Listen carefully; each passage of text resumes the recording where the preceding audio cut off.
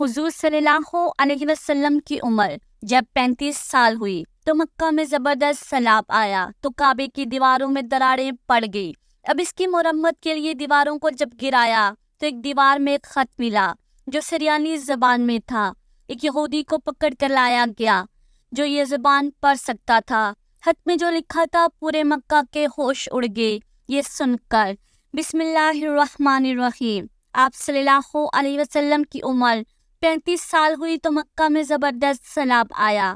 قریش نے اس سیلاب سے محفوظ رہنے کے لیے ایک بند بنا رکھا تھا، مگر یہ سیلاب اس قدر زبردست تھا کہ بند توڑ کر کعبہ میں داخل ہو گیا۔ پانی کی زبردست ریلیں اور پانی کے اندر جمع ہونے کی وجہ سے کعبہ کی دیوار میں شگاف پڑ گئے۔ اس سے پہلے ایک مرتبہ یہ دیواریں آگ لگ جانے کی وجہ سے کمزور ہو چکی تھی، اور یہ واقعہ اس طرح ہوا تھا کہ ایک مرتبہ کوئی عورت کعبہ کو دونی دے رہی تھی کہ اس آگ میں ایک چنگاری اڑ کر کعبہ کے پردوں تک پہنچ گئی۔ اس سے پردوں کو آگ لگ گئی اور دیواریں تک جل گئی۔ اس طرح دیواریں بہت کمزور ہو گئی تھی۔ یہی وجہ تھی کہ سیلاب نے کمزور دیواروں میں شگاف کر دیے۔ سیدنا ابراہیم علیہ السلام نے کعبہ کی جو دیواریں اٹھائی تھی وہ 9 گز اونچی تھی۔ ان پر چھت نہیں تھی۔ لوگ کعبہ کے اندر نذرانے وغیرہ لاتے۔ یہ نذرانے کپڑے اور خوشبو وغیرہ ہوتی تھی۔ کعبہ کے اندر جو کنواں تھا یہ سب نذرانے اس کنویں میں ڈال دیے جاتے تھے۔ کنواں اندرونی حصے میں دائیں طرف تھا۔ اس کو کعبہ کا خزانہ کہا جاتا تھا۔ کعبہ کے خزانے کو ایک مرتبہ ایک چور نے چرانے کی کوشش کی۔ چور کنویں میں ہی مر گیا۔ اس کے بعد اللہ تعالیٰ نے اس کی حفاظت کے لیے ایک سانپ کو مقرر کر دیا۔ یہ سانپ کنویں کے منڈیر پر بیٹھا رہتا، کسی کو خزانے کے قریب نہیں آنے دیتا تھا۔ قریش پہ سے خوفزدہ رہتے تھے۔ اب جب کعبہ کی دیواروں میں شگاف پڑ گئے اور نئے سرے سے اس کی تعمیر کا مسئلہ پیش آیا تو اللہ تعالیٰ نے ایک پرندے کو بھیجا، وہ سانپ کو اٹھا لے گیا۔ یہ دیکھ کر قریش کے لوگ بہت خوش ہوئے۔ اب انہوں نے نئے سرے سے کعبے کی تعمیر کا فیصلہ کر لیا اور پروگرام بنایا کہ بنیادیں مضبوط بنا کر دیواروں کو زیادہ اونچا اٹھایا جائے۔ اس طرح دروازے کو بھی اونچا کر دیا جائے گا تاکہ کعبے میں کوئی داخل نہ ہو، صرف وہی شخص داخل ہو جسے وہ اجازت دیں۔ اب انہوں نے پتھر جمع کیے۔ ہر قبیلہ اپنے حصے کے پتھر الگ جمع کر رہا تھا۔ چندہ بھی جمع کیا گیا۔ چندے میں انہوں نے پاک کمائی دی، ناپاک کمائی نہیں دی۔ مثلاً طوائفوں کی آمدنی، سود کی کمائی، دوسروں کا مال غصب کر کے حاصل کی گئی دولت چندے میں نہیں دی گئی۔ پاک کمائی انہوں نے بلا وجہ نہیں دی۔ ایک خاص واقعہ پیش آیا تھا جس سے وہ اس نتیجے پر پہنچے تھے کہ اس کام میں صرف پاک کمائی لگائی جائے گی۔ وہ واقعہ یوں تھا کہ ایک قریشی سردار ابو وہاب اور عمر بن عابد نے جب یہ کام شروع کرنے کے لیے ایک پتھر اٹھایا تو پتھر اس کے ہاتھ سے نکل کر پھر اسی جگہ پہنچ گیا جہاں سے اسے اٹھایا گیا تھا۔ اس پر قریشی حیران و پریشان ہوئے۔ آخر خود وہاب کھڑے ہوئے اور بولے، اے گروہ قریش، کعبے کی بنیادوں میں سوائے پاک مال کے کوئی دوسرا مال شامل مت کرنا۔ بیت اللہ کی تعمیر میں کسی بدکار عورت کی کمائی، سود کی کمائی یا زبردستی حاصل کی گئی دولت ہرگز شامل نہ کرنا۔ یہ واحد نبی کریم صلی اللہ علیہ وسلم کے والد حضرت عبداللہ کا ماموں تھا اور وہ اپنی قوم میں ایک شریف آدمی تھا۔ جب قریش کے لوگ خانہ کعبہ کی تعمیر کے لیے پتھر ڈھونڈ رہے تھے تو ان کے ساتھ نبی کریم صلی اللہ علیہ وسلم بھی پتھر ڈھونڈنے میں شریک تھے۔ آپ صلی اللہ علیہ وسلم پتھر اپنی گردن پر رکھ کر لا رہے تھے۔ تعمیر شروع کرنے سے پہلے قریش کے لوگوں نے خوف محسوس کیا کہ دیواریں گرانے سے کہیں ان پر کوئی مصیبت نازل نہ ہو جائے۔ آخر ایک سردار ولید بن مغیرہ نے کہا، کعبے کی دیواریں گرانے سے تمہارا ارادہ اصلاح اور مرمت کا ہے، اس کو خراب کرنے کا۔ جواب میں لوگوں نے کہا، ظاہر ہے ہم تو مرمت اور اصلاح چاہتے ہیں۔ یہ سن کر ولید نے کہا، تب بھی سمجھ لو کہ اللہ تعالیٰ اصلاح کرنے والوں کو برباد نہیں کرتا۔ پھر ولید نے ہی گرانے کے کام کی ابتدا کی، لیکن اس نے ابھی صرف ایک ہی حصہ گرایا تھا تاکہ معلوم ہو جائے کہ ان پر کوئی تباہی تو نہیں آتی۔ جب وہ رات خیریت سے گزر گئی تو دوسرے دن سب لوگ اس کے ساتھ شریک ہو گئے اور پوری عمارت گرا دی، یہاں تک کہ ان کی بنیاد تک پہنچ گئے۔ یہ بنیاد حضرت ابراہیم علیہ السلام کے ہاتھ سے رکھی ہوئی تھی۔ حضرت ابراہیم علیہ السلام نے بنیادوں میں سبز رنگ کے پتھر رکھے تھے۔ یہ پتھر اونٹ کی کوہان کی طرح تھے اور ایک دوسرے سے جڑے ہوئے تھے۔ ان لوگوں کے لیے ان کو توڑنا بہت مشکل ثابت ہوا۔ دائیں کونے کے نیچے سے قریش کو ایک تحریر ملی۔ وہ تحریر سریانی زبان میں لکھی تھی۔ انہیں سریانی زبان نہیں آتی تھی۔ آخر ایک یہودی کو تلاش کر کے لایا گیا۔ اس نے وہ تحریر پڑھ کر انہیں سنائی۔ میں اللہ مکہ کا مالک جس کو میں نے اس دن پیدا کیا، اور میں نے آسمانوں اور زمینوں کو پیدا کیا جس دن میں نے سورج اور چاند بنائے، میں نے ان کو یعنی مکہ کو 7 فرشتوں کے ذریعے گھیر دیا ہے۔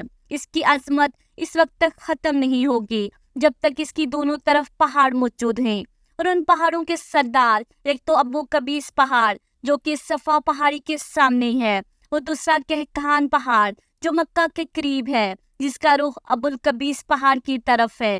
یہ شہر اپنے باشندوں کے لیے پانی اور دودھ کے لحاظ سے بہت بابرکت اور نفع والا ہے۔ یہ پہلی تحریر تھی۔ دوسری مقام ابراہیم سے ملی۔ اس میں لکھا تھا کہ مکہ اللہ تعالیٰ کا محترم اور معظم شہر ہے۔ اس کا رزق 3 راستوں سے اس میں آتا ہے۔ یہاں 3 راستوں سے مراد قریش کے 3 تجارتی راستے ہیں۔ ان راستوں سے کافی آتے جاتے تھے۔ تیسری تحریر سے کچھ فاصلے پر ملی۔ اس میں لکھا تھا جو بلائی بوئے گا لوگ اس پر شک کریں گے، یعنی اس جیسا بننے کی کوشش کریں گے، اور جو شخص رسوائی بوئے گا وہ رسوائی اور ندامت پائے گا۔ تم برائیاں کر کے بلائی کی آس لگاتے ہو، ہاں یہ ایسا ہے جیسے کیکر یعنی کانٹے دار درخت میں کوئی انگور تلاش کرے۔ یہ تحریر کعبہ کے اندر پتھر پر کھدی ہوئی ملی۔ کعبہ کی تعمیر کے سلسلے میں قریش کو پتھروں کے علاوہ لکڑی کی بھی ضرورت تھی۔ چھت اور دیواروں میں لکڑی کی ضرورت تھی۔ لکڑی کا مسئلہ اس طرح حل ہوا کہ ایک جہاز عرب کے ساحل سے آ کر ٹکرا گیا۔ آج اس مقام کو جدہ کا ساحل کہا جاتا ہے۔ پہلے مکہ کا ساحل کہلاتا تھا، اس لیے مکہ کا قریب 3 ساحل یہی تھا۔ ساحل سے ٹکرا کر جہاز ٹوٹ گیا۔ وہ جہاز کسی رومی تاجر کا تھا۔ اس جہاز میں شاہ روم کے لیے سنگے مرمر، لکڑی اور لوہے کا سامان لے جایا جا رہا تھا۔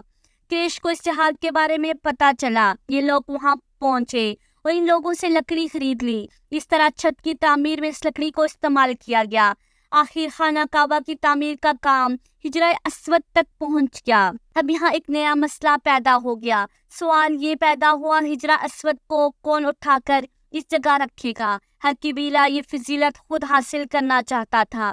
یہ جھگڑا اس حد تک بڑھا کہ مرنے مارنے تک نوبت آ گئی۔ لوگ ایک دوسرے کو قتل کرنے پر تل گئے۔ قبیلہ عبدالدار نے تو قبیلہ ادا کے ساتھ مل کر ایک برتن میں خون بھرا اور ان میں اپنے ہاتھ ڈبو کر کہا حجرہ اسود ہم خود رکھیں گے۔ اس طرح دوسرے قبیلے بھی اٹھ گئے، تلواریں نیاموں سے نکل آئیں تو آخر وہ سب بیت اللہ میں جمع ہوئے۔ ان لوگوں میں ابو امیہ بن مغیرہ تھا، اس کا نام حذیفہ تھا۔ قریش کے پورے قبیلے میں یہ سب سے زیادہ عمر والا تھا۔ یہ ام المومنین سیدہ ام سلمہ رضی اللہ تعالیٰ عنہا کا باپ تھا۔ یہ قریش کے انتہائی شریف لوگوں میں سے تھا۔ مسافروں کے سفری سامان کھانے وغیرہ دینے کے سلسلے میں بہت مشہور تھا۔ جب کبھی سفر کرتا تو اپنے ساتھیوں کے لیے کھانے پینے کا سامان خود کرتا تھا۔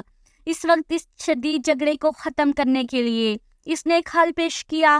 اس نے سب سے پہلے کہا اے قریش کے لوگوں، اپنا جھگڑا ختم کر کے تم یوں کرو کہ حرم کے صفا نامی دروازے سے جو شخص سب سے پہلے داخل ہوگا اسے فیصلہ کروا لو۔ وہ تمہارے درمیان جو فیصلہ کرے وہ سب اس کو مان لیں۔ یہ تجویز سب نے مان لی۔ اس دروازے کو باب الاسلام کہا جاتا ہے۔ یہ دروازہ رکن یمانی اور رکن اسود کے درمیانی حصے کے سامنے ہے۔ اللہ تعالیٰ کی قدرت اس دروازے سے سب سے پہلے حضور صلی اللہ علیہ وسلم تشریف لائے۔ قریش نے جیسے ہی آپ صلی اللہ علیہ وسلم کو دیکھا پکار اٹھے، یہ تو امین ہے، یہ تو محمد ہے، ہم ان پر راضی ہیں۔ ان کے ایسا کہنے کی وجہ یہ تھی کہ قریش اپنے آپس کے جھگڑوں کے فیصلے آپ صلی اللہ علیہ وسلم سے ہی کرتے تھے۔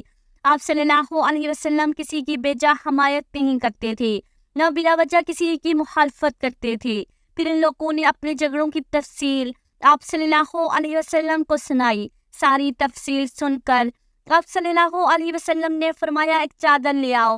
وہ لوگ چادر لے آئے۔ آپ صلی اللہ علیہ وسلم اس چادر کو بچھایا اور اپنے دست مبارک سے حجرہ اسود کو اٹھا کر اس چادر میں رکھ دیا۔ اس کے بعد آپ صلی اللہ علیہ وسلم نے ارشاد فرمایا قبیلے کے لوگ اس چادر کا ایک ایک کنارہ پکڑ لیں، پھر سب مل کر ان کو اٹھائیں۔ انہوں نے ایسا ہی کیا۔ چادر کو اٹھائے ہوئے اس مقام تک آگے جہاں حجرہ اسود کو رکھنا تھا۔ پھر اس کے بعد نبی کریم صلی اللہ علیہ وسلم نے حجر اسود کو اٹھا کر اس کی جگہ رکھنا چاہا، لیکن عین اسی وقت نزدیک شخص آگے بڑھا اور تیز آواز میں بولا، بڑے تعجب کی بات ہے، آپ لوگ نے ایک کم عمر نوجوان کو اپنا رہنما بنا لیا، اس کی عزت افزائی میں لگ گئے ہو، یاد رکھو یہ شخص سب کو گروہوں میں تقسیم کر دے گا، تم لوگوں کو پارا پارا کر دے گا۔ قریب تھا کہ لوگوں میں اس کی باتوں سے ایک بار پھر جھگڑا ہو جائے، لیکن پھر خود ہی انہوں نے محسوس کر لیا کہ حضور صلی اللہ علیہ وسلم نے جو فیصلہ کیا وہ لڑانے والا نہیں، لڑائی کو ختم کرنے والا ہے۔ چنانچہ حجر اسود کو نبی کریم صلی اللہ علیہ وسلم نے اپنے مبارک ہاتھوں سے اس جگہ پر رکھ دیا۔ مورخوں نے لکھا یہ نجی شخص دراصل ابلیس جو اس موقع پر انسانی شکل میں آیا تھا۔ جب کعبہ کی تعمیر مکمل ہو گئی تو قریش نے اپنے بتوں کو پھر سے اس میں سجا دیا۔ کعبہ کی یہ تعمیر جو قریش نے کی تھی چوتھی تعمیر تھی۔ سب سے پہلے کعبہ کو فرشتوں نے بنایا تھا۔ بس صحابہ نے فرمایا کہ زمین و آسمان کو پیدا کرنے سے پہلے اللہ تعالیٰ کا عرش پانی کے اوپر تھا۔ جب عرش کو پانی پر ہونے کی وجہ سے حرکت ہوئی تو اس پر کلمہ لکھا گیا، اللہ کے سوا کوئی معبود نہیں، محمد صلی اللہ علیہ وسلم اللہ کے رسول ہیں۔ اس کلمے کے لکھے جانے کے بعد عرش ساکن ہو گیا۔ پھر اللہ تعالیٰ نے آسمانوں اور زمین کو پیدا کرنے کا ارادہ فرمایا، پھر اس نے پانی پر ہوا کو بھیجا، اس سے پانی میں موجیں اٹھنے لگی اور بہارات اٹھنے لگے۔ اللہ تعالیٰ نے بہارات یعنی باب سے آسمان کو پیدا فرمایا۔ اللہ تعالیٰ نے کعبے کی جگہ سے پانی کو ہٹا دیا، جگہ خشک ہوگی، چنانچہ ہی خشکی بڑھتے بڑھتے 7 براعظم بن گئے۔ جب زمین ظاہر ہوئی تو اس پر پہاڑ قائم کیے گئے۔ زمین پر سب سے پہلا پہاڑ ابو قبیس ہے۔ پھر اللہ تعالیٰ نے فرشتوں کو حکم دیا، فرمایا زمین پر میرے نام کا ایک گھر بناؤ تاکہ آدم کی اولاد اس گھر کے ذریعے میری پناہ مانگے، انسان اس گھر کا طواف کرے جس طرح تم نے میرے عرش کے گرد طواف کیا ہے، تاکہ میں ان سے راضی ہو جاؤں۔ فرشتے نے حکم کی تعمیر کی، پھر حضرت آدم علیہ السلام نے خانہ کعبہ کی تعمیر شروع کی، اس کے بعد حضرت ابراہیم علیہ السلام نے کعبہ کی تعمیر کی۔ اس طرح قریش کے ہاتھوں یہ تعمیر چوتھی بار ہوئی۔ اللہ پاک ہمیں بہتر عمل کرنے کی توفیق عطا فرمائے اور ہمیں نیکوکاروں میں شامل کرے، آمین ثم آمین۔ ناظرین، کمنٹس باکس میں اللہ کے 99 ناموں میں سے ایک نام ضرور ٹائپ کیجیے گا۔ شکریہ۔